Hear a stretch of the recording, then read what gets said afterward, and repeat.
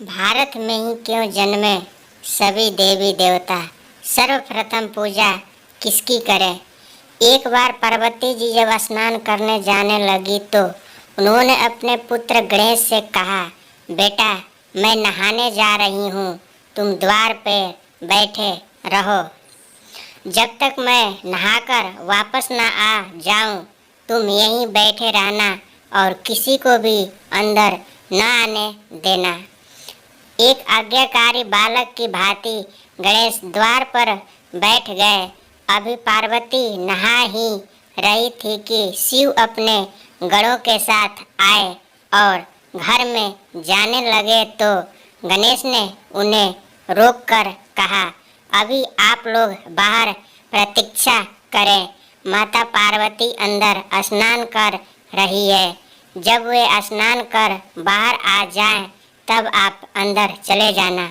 शिव गणेश की इस बात की उपेक्षा कर जब अंदर जाने लगे तो गणेश ने बलपूर्वक प्रतिरोध किया तथा अंदर नहीं जाने दिया।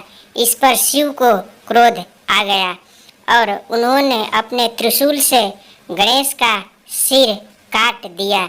इतने में पार्वती स्नान कर बाहर निकली और गणेश की ऐसी दशा देखी तो क्रोध से उनकी संहारक शक्तियाँ जागृत हो उठी।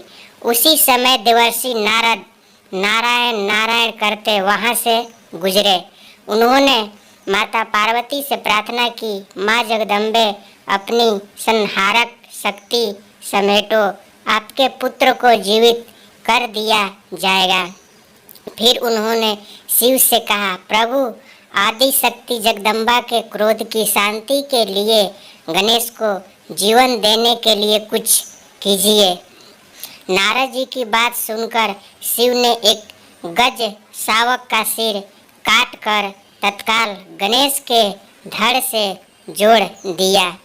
अब धड़ पर हाथी का सिर जुड़ जाने से गणेश जीवित हो गए और उनका नाम गजानन पड़ गया।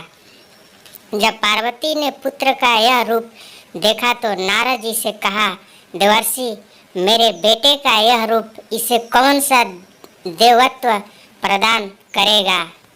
देवों के बीच में गजमुख से इसकी क्या स्थिति होगी। कुछ ऐसी व्यवस्था करो कि सब देवों से पूर्व गणेश की पूजा हो, तभी मैं अपनी संहारक शक्ति समेटूंगी। नारद ने कहा, माँ भगवती इसकी भी व्यवस्था करता हूँ, आप पहले शांत हो जाइए। नारद के कहने पर पार्वती ने अपनी संहारक शक्तियाँ समेट ली। जब सब शांत हो गया तो नारद जी ने कहा, अभी गणेश की अग्र पूजा की घोषणा कर देने से अन्य देवता नाराज हो जाएंगे, अतः किसी प्रतियोगिता के द्वारा सब देवों के आदि देव ब्रह्मा जी के सामने इसका निर्णय किया जाएगा। पार्वती ने नारद के इस सुझाव को स्वीकार कर लिया। ब्रह्मा जी के सामने यह प्रस्ताव रखा गया, इतने सारे देवी देवताओं में सर्वप्रथम किसकी पूजा की जाए। कोई भी शुभ कार्य करने से पहले किस देवता की प्रतिष्ठा की जाए, इसकी कुछ व्यवस्था कीजिए। देवताओं को भी यह प्रस्ताव पसंद आया। सबने कहा, हाँ ऐसा हो जाए तो ठीक होगा, लेकिन कोई भी देवी देवता इस बात को लेकर रुष्ट नहीं होगा कि मानव ने पहले मेरी पूजा नहीं की। ब्रह्मा जी ने कहा, तुम्हारा प्रस्ताव उचित है नारद जी, तुमने ऐसी समस्या रखी है तो तुम ही कोई ऐसी योजना बताओ कि जिससे निर्णय हो सके कि किस देव की अग्र पूजा की जाए। नारद ने कहा, तात मेरे विचार से तो एक प्रतियोगिता का आयोजन किया जाए। देवी देवता अपने अपने वाहन पर सवार होकर इस पृथ्वी की परिक्रमा पूरी कर सबसे पहले आपके पास आ जाए, वही अग्र पूजा का अधिकारी हो। देवर्षि नारद के इस सुझाव को सबने स्वीकार किया। ब्रह्मा जी ने भी इसे स्वीकृति दे दी। सब देवी देवता अपने अपने वाहनों पर सवार होकर पृथ्वी की परिक्रमा करने निकल पड़े। गणेश जी अपने चूहे पर सवार हुए। वे ही सबसे पीछे रहे।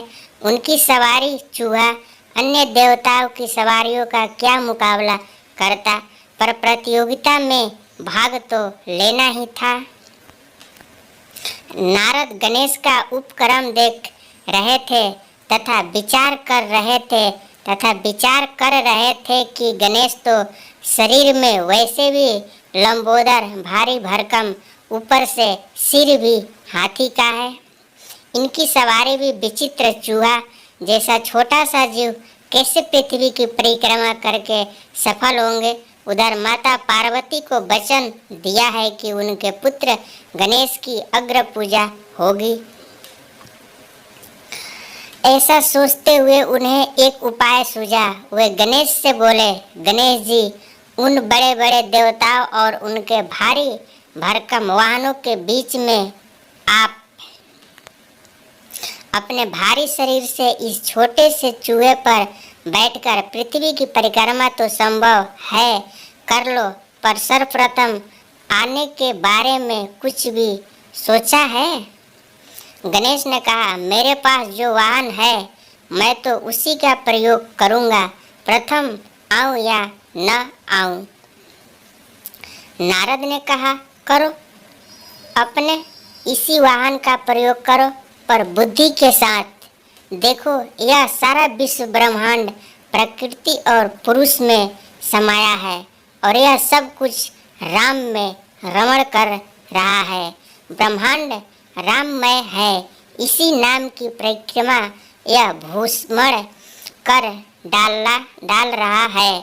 अतः तुम इसी नाम की परिक्रमा कर लो। तुम्हें पृथ्वी ही नहीं समस्त ब्रह्मांड की परिक्रमा लग जाएगी। गणेश ने कहा, मुनिवर, आपका यह विचार उत्तम है। मैं राम नाम की परिक्रमा करूँगा।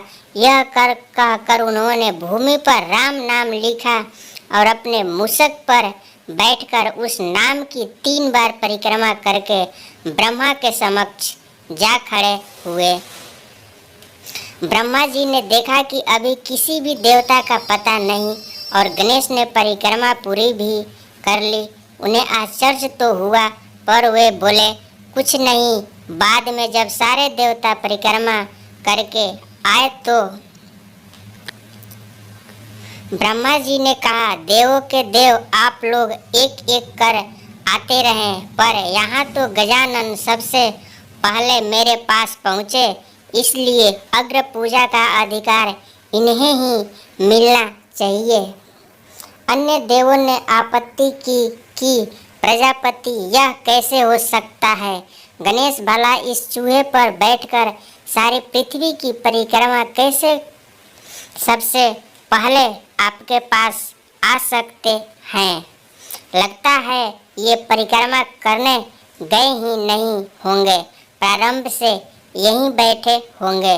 जब देवों ने उसे असत्य माना तो नारद बोले, हे देवों, यह सत्य है।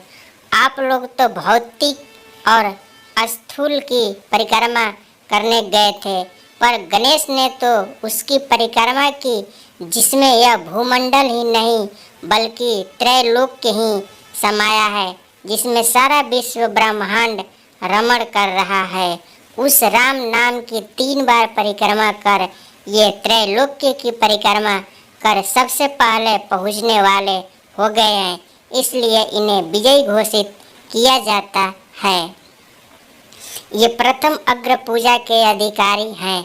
यह कहकर नारद नारायण नारायण करते हुए देवलोक को चल दिए। आप लोगों को आज की कहानी से क्या सीख मिली? फ्रेंड, आप लोग हमें कमेंट बॉक्स में कमेंट करके ज़रूर बताएं और हमारी वीडियो अच्छी लगी हो तो हमारे चैनल को सब्सक्राइब कर लेना और वीडियो को लाइक शेयर कमेंट जरूर कर देना फ्रेंड्स। हर हर महादेव, जय श्री कृष्ण, राधे राधे। हम मिलेंगे किसी अगले